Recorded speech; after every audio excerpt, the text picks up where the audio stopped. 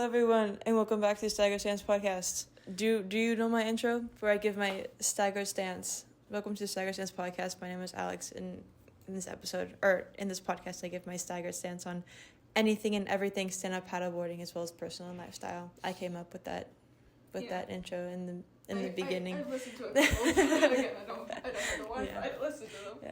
I am here with a guest on the episode. We have Olea. Olea, would you like to give a little introduction? Yeah, sure. Hi, I'm Olea. So me and Alex have known each other quite a while now, and I thought that it would be really cool to come on here with her, and because we have a lot in common, and we both grew up here in Mexico and in the same area, and we've done a lot of the same things together for a little while. So I thought it would be really, really cool to come on here and just kind of talk about who we both are, and it's a good way for all of us both to also learn about each other a little bit more, and for others to kind of know who we are. Mm-hmm. But yeah, I'm excited. Yeah, so the topic that we're going to be talking about today is growing up in Mexico and how it has influenced us, because we definitely have a very unconventional childhood. It's not the average childhood for sure. Growing up in a foreign country, completely different to where our parents are from, and like our family. I'm assuming too, like most of your family. You're originally from Canada, yeah, right? And then my grandparents originate from Ukraine, so it's like a whole different. Yeah, we've traveled. Yeah, and I both my parents are from the United States, and yeah, that's it. I don't have any like interesting like ancestry history. I'm as American as you can get, but it's definitely a fun topic to talk about. I always very much enjoy talking about my childhood and how I ended up here in a random foreign country. Or not necessarily random, but it's definitely not super common. And everyone always asks me like, oh, how'd you move here? Or like, oh, like what inspired your parents to move down here? So it's always a fun, definitely a super fun topic to talk about. So I want you to talk about how your family decided to move down here, and I'll talk about it too, because we both moved down here when we were super young. I first visited here when I was 9 months old, but I moved here when I was 6. So how old were you when you moved down here? Yeah, I think I was maybe 5 or 6 as well.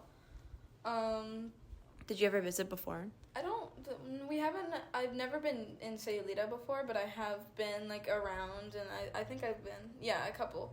I don't know. I don't remember, but I have been around, and so when we drove down here, it was like I got to visit, Los Angeles, and on the way here, so I have visited other areas of Mexico, but you said you as a family drove down here. Yeah, so I think it was Valentine's Day of 2016, and my mom owned a flower shop in Red Deer, Alberta, in Canada, and so it's very stressful on Valentine's Day to be running that and having all your workers and everybody's tired and pissed off from the day. Like, you want to go home and go visit your families. So my mom comes to the door, and my dad had just picked me up from my daycare, and I was probably still at that point 5, and my dad just asked, hey, do you want to move to Mexico? So that got us up and running, and 8 years ago today, we decided... Yeah, to the date. It's crazy. Fun coincidence. Yeah, that we decided to do this podcast the day that we moved, and that it's on this topic. So, yeah, we got here, and we started school, and it was great. Definitely a really good decision. Yeah. My family, I think it was kind of the same as your situation. I remember, like, we had been visiting a lot, like Mexico a lot, when I was growing up, like leading up to me being 6. And I think my parents mentioned that something that kind of a big thing that motivated them to, or wait, let me rewind. So we wanted to experience like living here just like a little bit at a time. And so first it was in 2011, in around the month of May, we decided to move here for a month, and we stayed here for a month, and we kind of experienced everything for a little bit. And then I think my parents said that it was the movie Up that motivated my mom, I think, to be like, you know what, let's move there for a year. They were like, okay, tried it for a month, now let's try it for a year. So my dad drove himself and our dog down, because we had a dog at the time, and he also like drove down all of his like work equipment because he was still working. And then my mom, my brother, and I flew down here in October of 2011, and our plan was to just stay there for a year, and we never left, and still here. And I honestly don't really see myself like leaving anytime soon. Obviously, I'd love to live in different places in my life, but this will always be my home. I'll always find myself coming back. Would you ever see yourself like living here for longer, or would you like to live like somewhere else? Well, I recently actually have been thinking a lot about it, and I think that I will probably be here around for vacation, but I think just because of the temperature, it's not like exactly where I want to live and opportunities. Yeah. It's like, kind of hot here. I'm probably gonna end up in somewhere like the UK or Boston, like somewhere it's really cold, but like, you know, there's also nicer parts of the year. That's like not like really the nicest people, but again, you know, you prefer colder temperatures. Yeah, it's definitely like that's a big part of self-discovery is, do I want to live somewhere warm or somewhere cold? And it's definitely cold, so definitely I will hopefully be coming around here a lot when I'm older and visiting, but it's definitely not somewhere I would want to live just because of the temperature. But otherwise, I think it's a really great place, and there's a lot of opportunities here to be whoever you want and have like extra life experience. Yeah. Life experiences. Yeah. And you're 13. Yeah. So like you are like very well spoken, but you're also like very young, so there's also so much more time for you to like experience life and learn a lot more. I feel like me at 19, I'm almost like, I feel like I'm kind of at that point where I should already know, when people, I say like in their like mid-20s, late 20s, maybe even early 30s, are even saying like, no, you're not supposed to know what you want right now. So it's definitely like it comes with time, but you're pretty set in stone, and I applaud you for that. I mean, I definitely had no idea what I was even probably thinking when I was 13. Wow. I met Olea, you were in like kindergarten, like first grade, when we really like met each other, and I was in like 7th or 8th grade. We knew each other with horseback riding, and I still like remember you're just like a little tiny person would like run around, and you'd always like run up and say hi to me when we'd run into each other at school, and then we'd always like go horseback riding, always see each other at the ranch. And it's also like it's crazy to now see you as like a actual like human being. Not saying that you weren't a human being when you were like in first grade, but you actually have like you can process like your thoughts, and you can communicate, and you understand what you want and how you like to live your life, which is awesome. It's great seeing it kind of makes me be like, oh my god, I'm growing up, like I'm so old. seeing how so many people in this town are just like getting older, and it's like, oh yeah, we both kind of had like similar experiences moving down here. I want you to think about how you think you would have like acted, or like what your interests would have been, how you would have perceived the world had you stayed in Canada and didn't grow up here. Yeah, I don't think it would be very much different, like, emotionally, but I think definitely, like, physically I would be a completely different person, and I wouldn't, like, my parents also would have a completely different mindset, so I probably wouldn't feel safe to feel exactly and, like, be exactly who I want to be.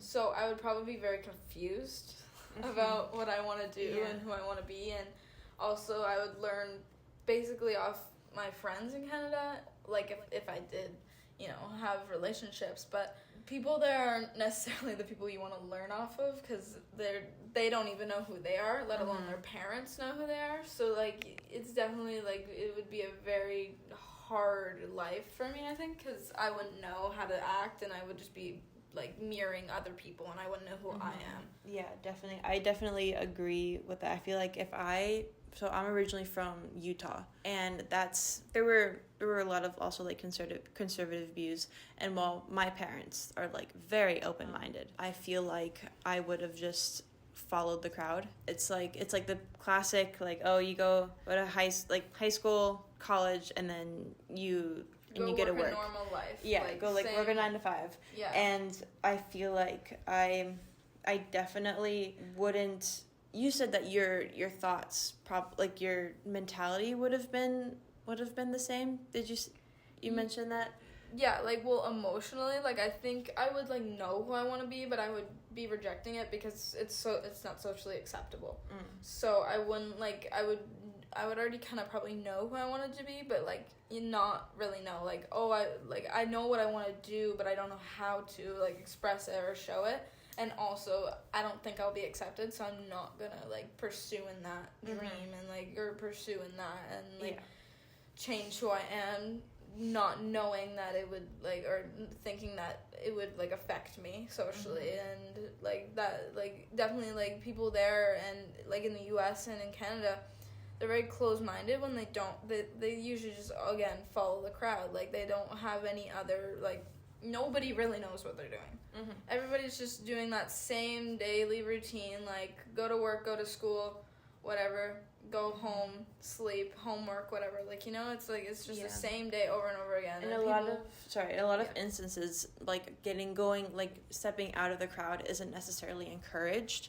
A lot of it's definitely very like you just telling you what to do, you're going to do it, and you're not going to we're not going to let you to branch out or anything. And I feel because you said it was like a lot more emotional. I feel like I would have absolutely no idea who I actually was. I feel like if I had stayed there, I wouldn't actually have been given the opportunity to even learn about myself. There's like a lot of stereotypes like online about like the Utah girl and everything, where it's like, oh yeah, she was definitely a Utah girl, like Utah curls, like people in Utah like curl their hair. I don't know. There's like all these stereotypes, and I feel like I would have just like fallen into that stereotype. In that category. Yeah, I feel like when I grow up, I see photos of myself from when I live in Mexico, like growing up in Mexico, and then like sometimes when I would visit the United States, and when I like photos of when I was younger, like lived in the United States, like I would have my cousins like put like makeup on. I'd have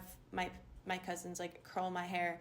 And I feel like that's also a big part of like learning who you are and like learning like what you like, but it's just like you see that complete like contrast in between like of who I am in Mexico and who I am in the United States. And even when I was little, being in the United States, I just like fell into the binary. Yeah, you're in the box, like, because you gotta try and live outside of that box instead of staying within that little area. Like, oh, you're normal, like, oh yeah, you like, you're straight, you have long hair, you're not like any different than anybody else, and you're just like you fall into that same little category of all the other people in the world, and you gotta kind of find out who you are and get out of that box, because it's really not the best place to be. Yeah. And then also when people like in the United States actually do step out of the binary and do like experience their lives how they like to experience it, I feel like they're just like completely judged and frowned upon, and just like are looked at it like a very, very negative view, when it's like, so what, this person is not following the binary, so what, this person is like actually like expressing themselves how they like to express themselves, but it's just like looked so like down upon. And I feel like here I feel like every little difference is celebrated. And because I feel like where we live especially is like such a big mixing pot of people. There's people who have come here from all around the world. So there's so many different like cultures and experiences and languages, and everyone has their own way of living. It's very like eye-opening to see how many people like are here and how they experience their lives. Also, I feel like when it comes, how would you, if you lived in Canada, would you still be horseback riding? Probably. Would you have learned the horseback ride? Yeah, well, on that, I think that I would have probably still tried to, or I would have been looking at facilities and been trying to be a part of that, but I definitely think... Were you a horse person since day one? Oh, yeah. Okay, nice. Any day. Yeah, I always wanted to ride, and I think that was a big part of also coming here, was my dad was like, there's nowhere there to ride. Here, I've been to probably 5 or 6 different facilities in the past couple of years. Like, there's so many opportunities here, and I think that if I was still in Canada, yeah, I think I would still be riding, but I wouldn't be as good as I am now. I wouldn't have as much confidence. I wouldn't feel like I can actually do it, and I definitely think that I would have learned a different way, because they teach different ways there, and they don't train. Some people don't train their horses properly to be ridden in the right ways, so you learn the wrong way, and you're just forced to never be able to leave that box, because that's how you learned. Yeah, I feel like honestly, I feel like I wouldn't have horseback rode. I wouldn't have ridden or done stand-up paddleboarding, because in Utah you're not close to an ocean, obviously, so it's the closest thing is a little lake, and so I don't think I would have done stand-up paddleboarding or horseback riding. I really think I would have become either a speed skier or a mountain biker, because we lived in the mountains. I went from cold 24/7 snow to the beach. My environment switched drastically, but I really think that I would have either been a mountain biker or a speed skier. Because when we had gone back to Canada for a little while, these past couple of years we've been there, I still wanted to ride, but because there's nowhere really to ride there, I probably again tried out maybe 3 or 4 facilities. Every single time, the first one, it was okay for a little while, but then I moved away from it and I went to another place, and I rode there all winter, so it was 4 pairs of pants, 3 jackets on, plus you're working out and you're sweating, but you're also freezing to death. And then I moved away from that place again, because I was basically just walking in a circle, because the arena was so small that you would have to take turns, and I probably did maybe 4 laps around an arena an entire lesson. Oh, wow. It was terrible. So then I went back to that same place, and I think it was probably one of the worst decisions I've ever made. I probably rode well maybe 4 or 5 times, because the instructor always put me on this one horse that I was scared of, because he would lunge at me. It was terrible, and he was in such a bad mindset, because they had nowhere to go out and be free, because the horses they had small little paddocks and stalls, probably as big. They're just as getting one. antsy. Yeah, and poor guy, and the way that her horses were taught, you would have to do 5 different things to turn. I could not figure it out. I would it ruined my mental health so bad that I thought that when I was gonna come back, I wouldn't know how to ride anymore. I would just fail, and I would give up and never ride again. That's how bad it was. I fully lost my entire confidence in riding and who I was and doing that sort of sport, because this lady didn't know how to teach her horses properly. So it was definitely really scary coming back here and not knowing if I'm going to be able to do what I love again. But I've exceeded. You've been horseback riding. Yeah, so. I'm good now. Nice, that's awesome. So I have a few questions that we're going to go over, and if you want, I can answer them first. The first question is, what is the best thing that has happened to you because you grew up in Mexico? I personally feel like there's a ton of things that has been awesome, but I think the biggest thing is growing up learning a different language. I am fluent in both languages, both English and Spanish, and can communicate with so many people, because learning Spanish, I'm also able to talk to people in Spain.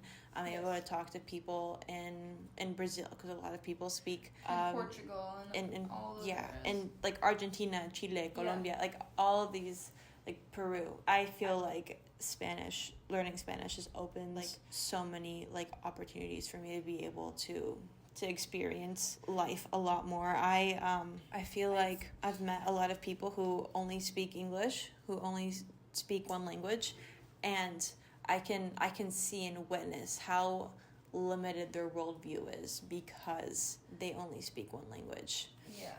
Is that also, do you agree with that, or is there also like another thing that think about? There's a couple other things, but I do agree on the language thing, and also coming from Canada, like I understand some French because I know Spanish.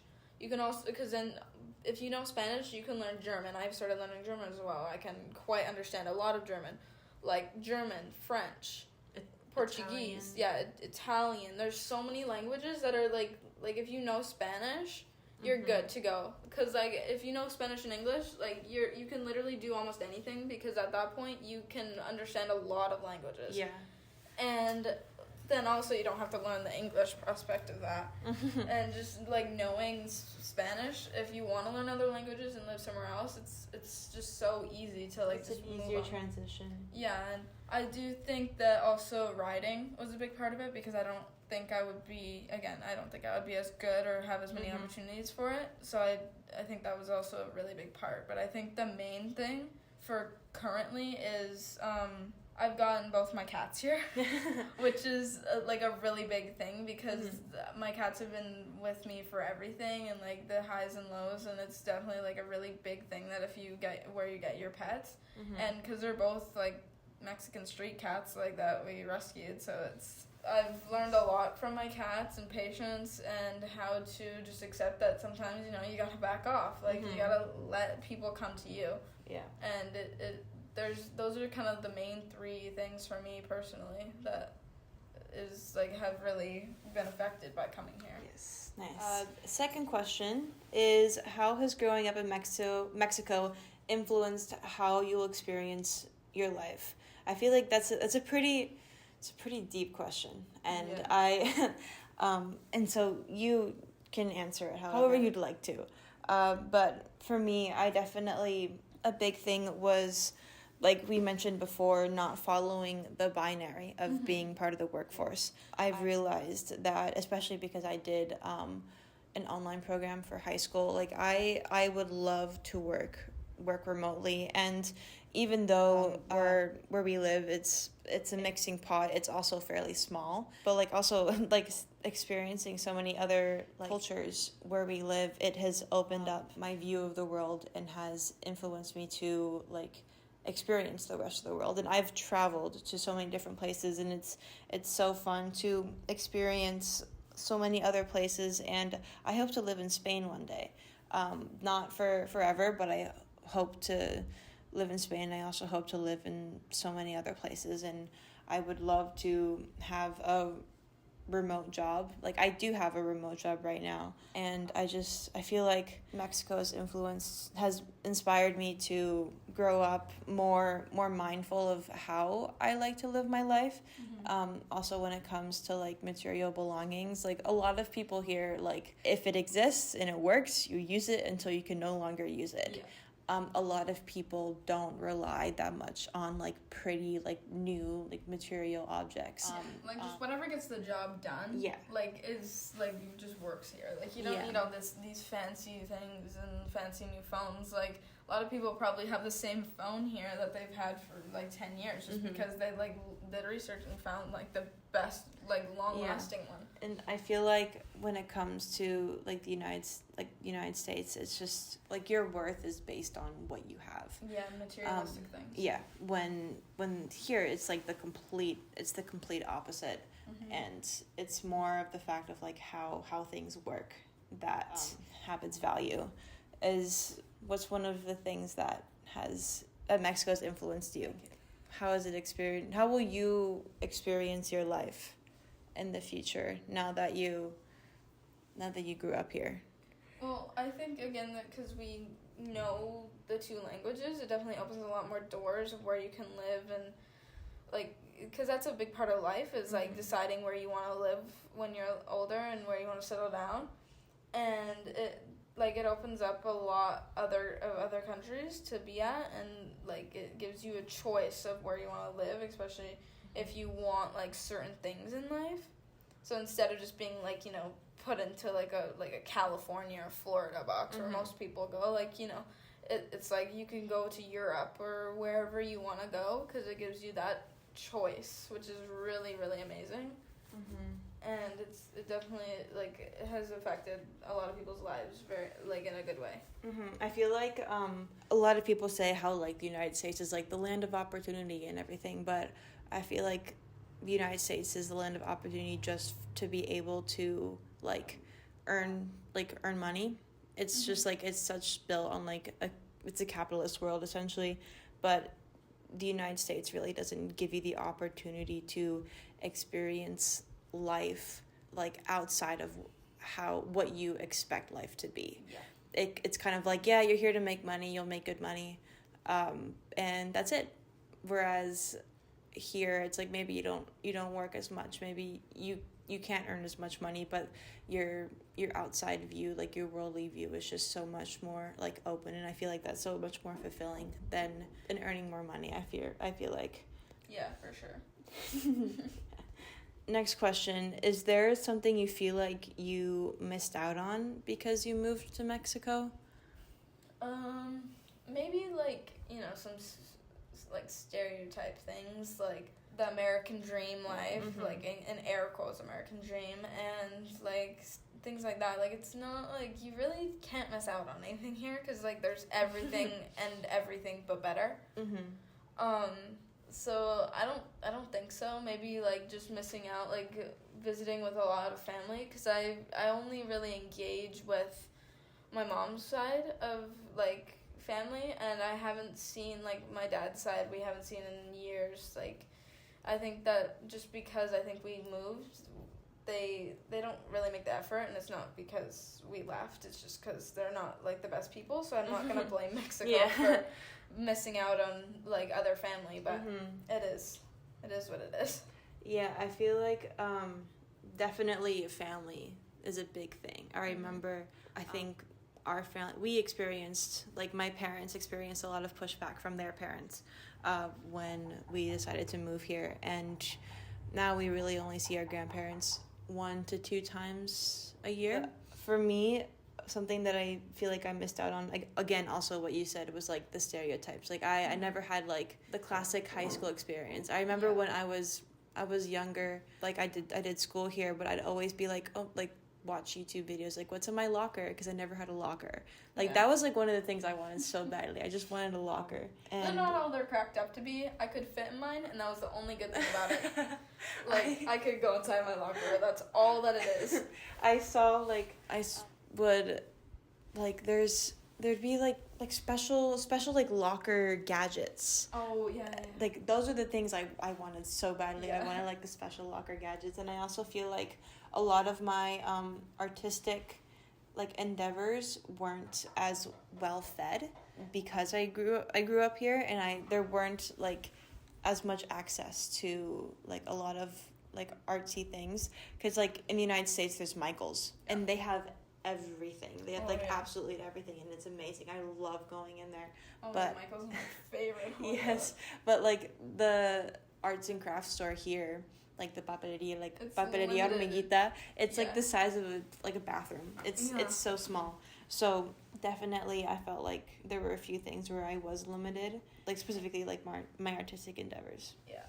And that the way to personally or, like, express yourself, there's not really, like, it's very limited for clothes here and things like that. Like, you have to kind of order online or go into Vallarta and go outside of the town. But it also makes you really prioritize what you already have and work with what you have, and there's a big, like, buy, like, I you probably don't haven't experienced this, but there's a big buy and sell community here where people are always, like, helping each other out. It's like, it's a good community, so you definitely learn to we work off of each other. Yeah. Next question, like, This is a quick one. What's your favorite thing about Mexico, like, in general? Like, make it pretty broad. Yeah. Nothing, like, super duper specific, but just, like, something in general.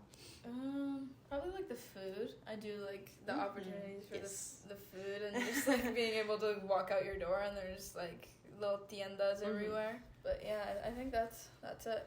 That's it. Yeah, I'm going to have to agree with you on that one. The food here is great, and also, like, just there's such easy access. There's, I can walk, like, 2 seconds and I'm already next to, like, 2 or 3 restaurants. Yeah, there's, like, 4 down the road. Yep. And I feel like in the United States you have to, like, drive like 5 to 10 minutes just to get to, like, a grocery store. Yeah. And you have to, like, park in the parking lot, and you have to. It's just literally, like, if you were to park in a parking lot here, like, it's the same distance to walk to a restaurant here than to walk from your car to a grocery store in the parking lot. Yeah, like, literally. It's so small, and there's also, like, barely any parking here. You have to pay for parking. Yeah. So I think it's stupid. I mean, obviously, like, the people who park here, like, park cars here, are tourists. Yeah. That, like, came here driving. Yeah. So they have to, like, park their car, but it's like people who live here, they either have, like, a moto, a golf cart, or walk. Yeah. That's really it. Or a quad or anything little small. Yeah. Another big thing that I like here is the Mexican culture in general. Yeah. It's just so colorful and so, I don't know, it's so gorgeous. And you look at, like, the United States, and it's like 4th of July, Memorial Day, and it's obviously those are, like, very important, like, holidays and celebrations, but it's like Day of the Dead. There's, like, so many holidays here. It's awesome. And it's so much nicer too, because Day of the Dead, it's, like, literally, like, the most beautiful thing ever, because it is fall. Absolutely gorgeous. Yeah, it's in fall. It's cooled down. Everybody's outside at night, like, dressed up. It's just so beautiful here. And it's always I loved, like, almost, like, every other week we had a day off because of a holiday. Yeah, literally. It was great because we had Flag Day, we had Revolution, we had Independence, we had Cinco de Mayo. We had kind of. We had Benito Juarez's birthday. It was, like, in March. We had every Friday off too. Like, sorry, not every Friday, but, like, every the Friday, last. Yeah, the last Friday of the month. Because, like, the teachers had to do, like, meetings and stuff like that. It was great. So it was great. We, like, barely even went to school. Yeah. Pretty much. Last question: do you sometimes feel out of place living here? Yeah. I do think that it's definitely not, like, my first place that I would choose to live, again, because of the weather. But, if it was, like, cold and rainy weather here, like, I would probably, like, stay here. Like, it would be perfect. I wouldn't leave. Like, there's so many people here that I know and so many opportunities, and it's just, it would be great if it was nice and cold, but, again, it's just so hot. Outside of the climate, do you kind of, like, as a person and, like, how you view the world and how you experience things, do you sometimes feel, like, out of place being here? Yeah, only because, like, I can't really relate to many people unless they're, like, you know, they're not, like, originated from Mexico and they moved here when they were young, or, like, tourists, you know, that are from another part of the world that, like, I can relate to a little bit more. That's also, like, another part of me wanting to move, because there's not really many people here I can relate to, because everybody's kind of, again, like, the same here, but they're, like, outside the box, but they're kind of in the box, you know? Yeah, it's definitely, there's, when I was your age, I didn't really, like, think about it that much. When I was a lot younger, I didn't really think about it that much, but the more that I grew up, the more I became more aware of it, because also I look like a tourist. Yeah. Especially because how I dress too. I look like a full-blown tourist. Like, I look like a tourist until I open my mouth and start speaking, like, fluent Spanish to you. I forgot about that. Yeah, that's crazy, because, like, literally the other day, me and my dad are just walking down the street, and people just yell gringo. Like, oh, I don't think so. I feel like, as a person, because I look like this, being here, I'm also, like, treated like a tourist. So people just, like, don't give me the time of day. It's also like kind of sad to see that happening, because like it's become such a touristy place that it's become like overrun to the point where the locals are not necessarily happy that tourists are here. So in turn, it kind of affects the people that do live here. A lot of people think that they're like, oh, she's like a tourist, she's an American, until like I open my mouth and I'm like, yeah, I've been here for like 14 years. Like I lived here for 14 years. I don't know about that little guy. And I even growing up, people are like, oh, you'll never be a Mexican, and you'll never be this, you'll never be that. And like here I am, like literally trying to get my citizenship because I want to be Mexican. I want to be a part of this culture. I grew up here. I don't necessarily feel any attachment or ties to the United States except the fact that I was born there and then grew up there a little bit. Yeah, and family. So there is some times where I do feel out of place and feel like I have to prove to myself and other people that I deserve to be here and I have a right to be here, and I respect the culture. Yeah, that's also a really big part of me moving. I think that it's just because I'm like, I look like a tourist, and like, you know, it's because I'm treated differently. Like, no matter like how much of citizenship and like permanent like residency, it doesn't really matter. You're always gonna kind of be looked down upon in some ways.